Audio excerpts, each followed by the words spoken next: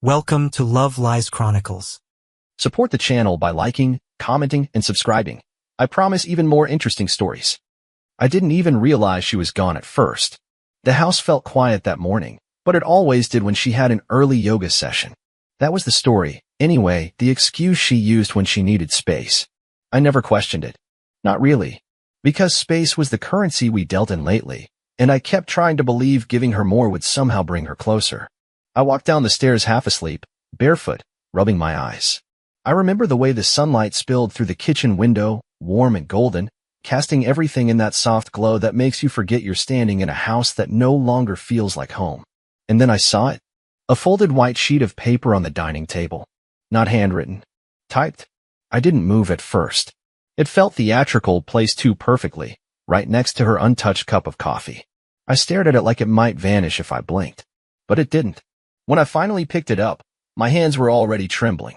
Keep your empty home and die alone. No, dear Mark. No closure. Just that.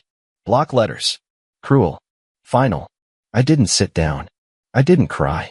I just stood there, barefoot on cold tile, the paper fluttering slightly in my hand from the shake I hadn't realized had taken over. I called her phone.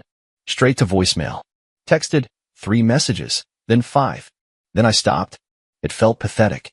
And for the first time in my life, I had no idea what I was supposed to do next. By noon, I'd checked the garage. Her car wasn't there. By 3 p.m., I'd driven to her favorite cafe, the yoga studio, the grocery store, even the bookstore she used to pretend was her sanctuary. No trace. Not a single person had seen her. It was like she dissolved. That night, I barely slept. I just kept rereading the note. Keep your empty home and die alone. I didn't know if I was supposed to feel rage or grief. All I felt was suspended, like the air around me didn't quite belong to me anymore. The next morning, I checked her closet. She hadn't taken much, 3 suitcases, maybe. She left her jewelry box, her grandmother's locket, the canvas painting we bought together in Santorini. But her phone charger was gone. So were the blue notebooks she used to write in late at night. And something about that got to me. Why take the notebooks but leave the ring? 2 days in, I called the police. They asked if she left a note. I hesitated, lied, told them no. I didn't want them to think she'd left me because of me. I didn't want them reading that sentence and assuming she was better off gone. They filed a missing persons report, but told me she was an adult. No signs of a struggle. No threats. No foul play. Maybe she just needed time. That's what they always say when it's the wife who disappears. If it had been me, there'd be helicopters and Amber Alerts. I went to work, but I wasn't present. People noticed. I lied again. She's visiting her sister. Family emergency. We needed some space. Pick a version. I had them all. But by day 5, something snapped. I found myself at a gas station just outside town, the one near the interstate where we used to stop for coffee before weekend trips. I don't know why I drove there. Call it instinct. Or hope.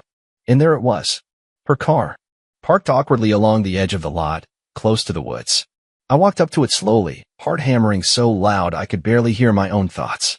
The doors were locked. Dust already forming on the windshield. No sign of her. But there was something on the passenger seat, a scarf. Pale blue. The one I gave her last winter. I called the police again. They towed the vehicle, took fingerprints. Nothing else came of it. It was like she had dropped off the face of the earth. Or staged it that way. 2 more days passed. Then 4. And just when I thought the silence would be permanent, her sister showed up at my door. No warning. No call. Just rang the bell and stood there like she didn't know whether to apologize or scream. I wasn't supposed to come, she said softly, stepping inside. But I couldn't take it anymore. She handed me a crumpled envelope. Inside were 3 letters. And signed. All addressed simply, to him. They were rambling. Conflicted. Torn between fear and guilt. Like she wanted to explain but didn't know how. Like she couldn't even admit to herself what she was running from. But one line stood out. I had to get out before he found out who I really am. I looked up at her sister, trying to speak, but she shook her head. She made me promise not to tell you. That she'd reach out when it was safe. Safe. I repeated. She nodded. And in that moment, something cracked wide open inside me. Not because I thought she was in danger, but because for the first time, I wondered if I was the one she had feared all along. I spent that night staring at the envelope her sister gave me. I didn't open the letters right away, not because I was afraid of what they might say, but because I already knew they weren't really written to me. Not the version of me I thought I was, anyway. And when I finally slid the first one out, unfolded it with shaking hands, that suspicion was confirmed. If I told you everything at once, you'd turn it into a defense. That's what you're best at. You'd rearrange my pain into your logic. And I'd lose my voice all over again. That line wrecked me. Because it wasn't angry. It wasn't even cruel. It was clinical. Like she had analyzed me. Diagnosed me. There were 3 letters total. None of them signed. All typed. She never addressed me by name. Never said, Mark, not even once. It was like she was writing to the version of me that existed in her mind, an opponent, not a partner. I read all 3 that night. Twice. They weren't coherent. They read like journal entries more than letters. Some lines were lucid and reflective, others spiraled into fragmented thoughts. But there was a theme running through them, something dark, something desperate. I feel like a spider in a jar, legs broken but expected to dance. He watches me like he's waiting for me to fail at being calm. I don't know what's real anymore. When did love start to feel like surveillance? Each one hit me in a different place. I tried to reason through it all. What was she saying? That I watched her too closely? That I made her nervous? Since when? I started to question everything. Had I controlled her? I thought I was being attentive, supportive, even. I asked about her day, sure, sometimes twice. Maybe I asked too often. Maybe I pressed too hard when she didn't want to talk. Maybe I did try too hard to fix things that weren't mine to fix. Or maybe she was just rewriting the past to justify leaving. My head was a hurricane of questions, and I needed something solid to hold on to. That's when I remembered the backup on her old laptop, an external hard drive I'd stored in the back of the hall closet. She used to write her thoughts in Word docs, leave them scattered on her desktop like breadcrumbs. I plugged it in. There were dozens of documents, most with innocuous names: Thursday, sleep, grocery list, yoga notes. But when I opened a folder buried inside another labeled untitled, I found something that made my skin go cold. A document called, If He Finds This. I hesitated before opening it. It was dated 5 months before she left. I don't know what I'm waiting for anymore. He's not cruel, not in the obvious ways. He never yells. He doesn't drink. But I still wake up scared sometimes, like I've forgotten how to belong in this house. He loves me the way a prison guard loves a quiet inmate. As long as I behave, we're perfect. That's when the narrative flipped in my head. I always thought I gave her stability. But what if she saw it as surveillance? What if my love wasn't love to her, but a measured system of permission and reward? I sat back in my chair, suddenly aware of the silence in the house, not the peaceful kind, but the haunted kind. Every room felt staged. The dinner table still set for 2. Her coat still hanging in the hallway. Her perfume lingering like a ghost. That's when I realized I hadn't been trying to get her back. I'd been trying to reclaim control. And the scariest part was, I didn't even know I was doing it. I opened her phone. Not her actual device, but a backup I'd made months ago, synced to my cloud account. She never knew. I told myself it was for safety in case she lost hers. At the time, it felt like common sense. Responsible. Necessary. Now it felt like something else entirely. I opened her message app. Scrolled. One name came up again and again. No contact photo. Just initials, AJ. Their chats were brief, coded, cautious. But one thread caught my attention. AJ, do you have the courage to do it yet? Her, not today. I smiled when I didn't want to. That feels like defeat. AJ, it's not defeat. It's rehearsal. One day you'll walk out and not look back. Her, promise me you'll answer when I do. The messages stopped 2 weeks before she vanished. That name, AJ, it didn't mean anything to me. Not a coworker. Not a friend I'd heard of. But she spoke to him, or her, like they were her lifeline. I tried to dig deeper. The number was unlisted. The chat ID couldn't be traced easily. But there was one file that hadn't been deleted yet. An audio clip. Just 6 seconds long. I hit play. A whisper. Her voice. If he ever finds this, it means I didn't make it. I paused the playback. My hands cold. The air thick. Didn't make it? Was that about me? Someone else? Or herself? That line rewired something in me. I'd spent days thinking she'd left out of spite, out of boredom, out of cruelty. But what if she wasn't running from me? What if she was running from herself? Or worse, what if she was trying to protect someone? I needed answers.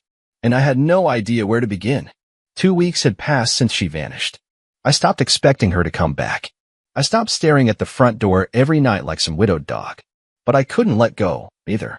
I kept digging, kept scrolling through her old messages, kept checking that same damn external drive like it might suddenly bloom with new clues. But it was the silence that killed me, until it wasn't silent anymore. My phone buzzed just after midnight. Unknown number. I let it go to voicemail. Whoever it was didn't leave one. But then they called again. And again. By the third time, something in me cracked. I answered with a voice already on edge. Hello.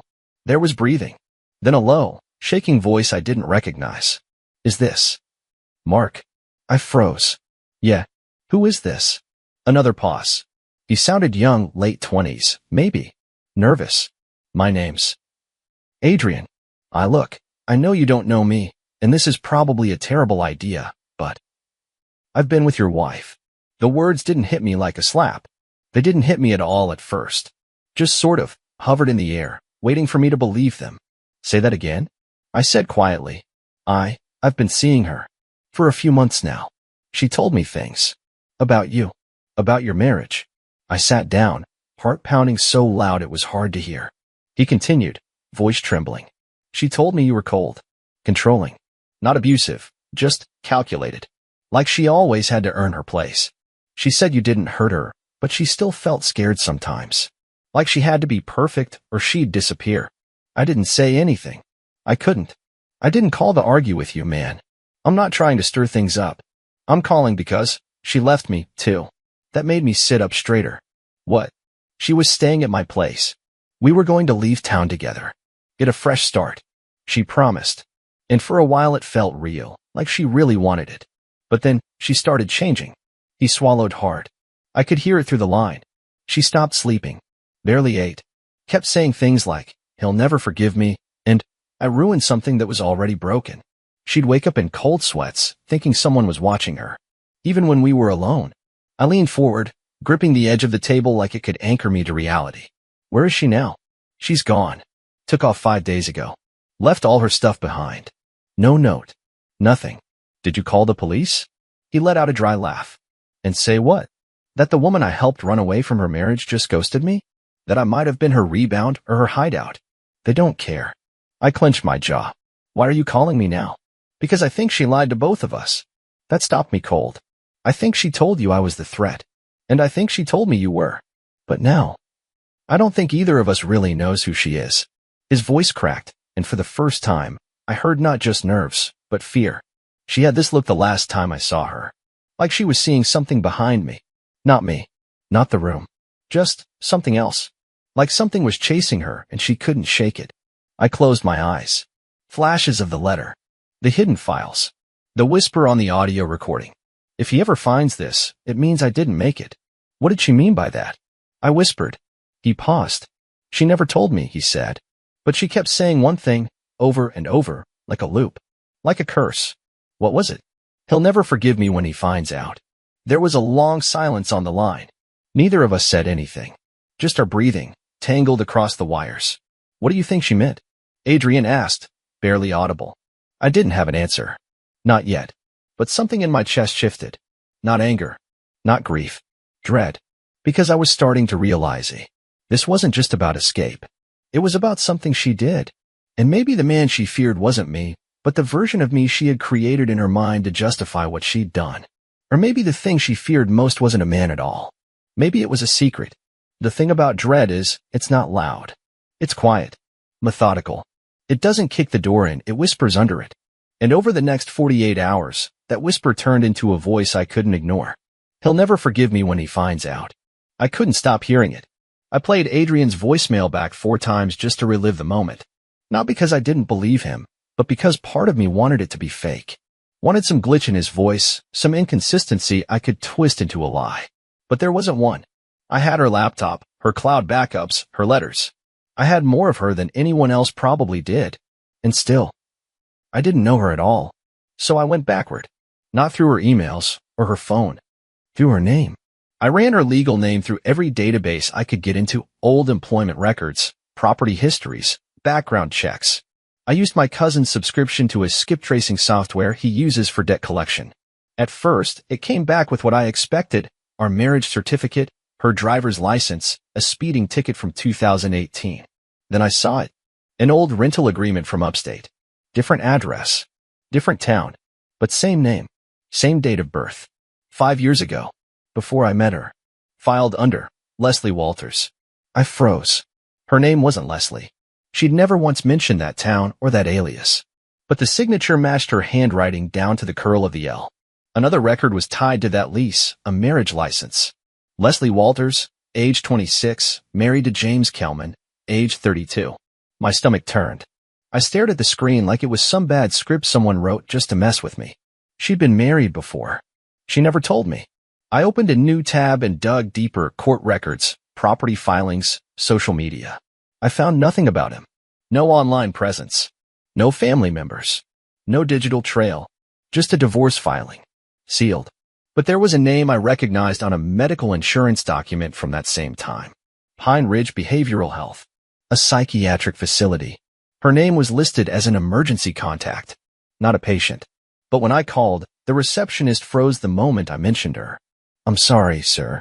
We can't disclose any patient information." "I'm not asking for details," I said. "Just tell me if she's there now." The silence was long. Too long. Then a click. They hung up. I drove 6 hours to the facility the next morning. It was gray and understated, tucked behind a set of gates and trees that seemed too eager to hide it. A private place. The kind people with money go to disappear without judgment. I wasn't on any visitor list. I wasn't family. I wasn't even real to them. But I had one tool left: empathy. "I'm not here to make trouble," I told the woman at the desk. "I just need to know if she's okay." She studied me, really studied me, and then tapped something into her computer. "She's here," she said quietly. "Under a different name. I can't tell you more than that." Did she check involuntarily? A long pause. Yes. That word gave me whiplash. Voluntarily. She wasn't kidnapped. Wasn't chased. She'd run into a cage and locked herself inside. But why? As I turned to leave, someone else stepped forward behind the desk. A nurse. Mid-40s. Glasses that sat low on her nose. "She asked to send out a letter yesterday," the nurse whispered. "Said it was for her husband. But she never finished it." Then she passed me a small folded piece of paper. No envelope. Just a page torn from a spiral notebook. "Mark, if you found me, I'm sorry. That means I didn't hide well enough. I should have told you everything before we got married. But I thought if I buried it deep enough, it would stop following me. The truth is, I've done this before. I've run. I've lied. I've rewritten myself so many times, I don't remember the original version anymore. But with you, it was real. That's what scared me most. Real love is terrifying when you're used to being your own ghost." I sat in my car with that letter in my lap for over an hour, engine off, radio dead silent. It hit me then. This wasn't just about what she did. It was about why she believed she had to do it again. She was rehearsing her vanishing act because it was the only move she'd ever trusted. And maybe Adrian wasn't just a lover. Maybe he was an exit strategy. A soft escape hatch from a world she didn't know how to live in. But then she ran from him, too. Which meant something deeper was unraveling inside her. Something even she couldn't contain anymore. That night, I drove home with her old ring in my glove box. I didn't know what to feel. I wasn't angry. I wasn't even grieving. I was standing at the edge of something much darker. The question of who she really was. And whether I ever actually knew her at all. I didn't plan on going back. After reading her unfinished letter in the car outside the facility, I told myself I was done. That I'd leave her to heal or spiral, whatever direction her story needed to go. But then something kept gnawing at me. That means I didn't hide well enough. What was she hiding from? Not just me. Not just Adrian. Herself. I called the facility the next morning. Told them I didn't want answers. Just a visit. A goodbye. To my surprise, they approved it. 1 hour. No confrontation. No raised voices. They led me into a room with pastel walls and nothing sharp. Like even the air had been dulled for safety. She was already there when I walked in. Sitting on the far side of the room, knees pulled to her chest, like she'd been waiting not for me, but for something inevitable. When she looked up, her face didn't flinch. But her eyes did. "Hi, Mark," she said softly. I sat across from her without speaking. The silence lasted longer than it should have. Then she broke it. "You found it, didn't you? The marriage certificate. The hospital records. James." "I did. And the note." I nodded once. "The one you left me?" She looked down. "That wasn't mine," she said. "It was his." I frowned. "My first husband," she clarified. "James. He left that on our kitchen counter the night he disappeared." Just walked out. No warning. Left me the house. The mortgage. Nothing else. I never saw him again. She paused, voice flat. I kept that note for years. Memorized every word. I swore I'd never be left like that again. So when I felt the same quiet building up in our house, I thought maybe the only way to survive it was to become it. I sat back in my chair, stunned. She wasn't trying to hurt me. She was trying to beat me to it. I wasn't planning to fall in love with you, she continued. But I did. That's what made it worse. Because I thought maybe, just maybe, you'd see past the version of me I was pretending to be. And when I didn't, she finally met my gaze. You tried to fix the cracks in me with your own silence. That one landed hard. I had been careful, gentle, supportive.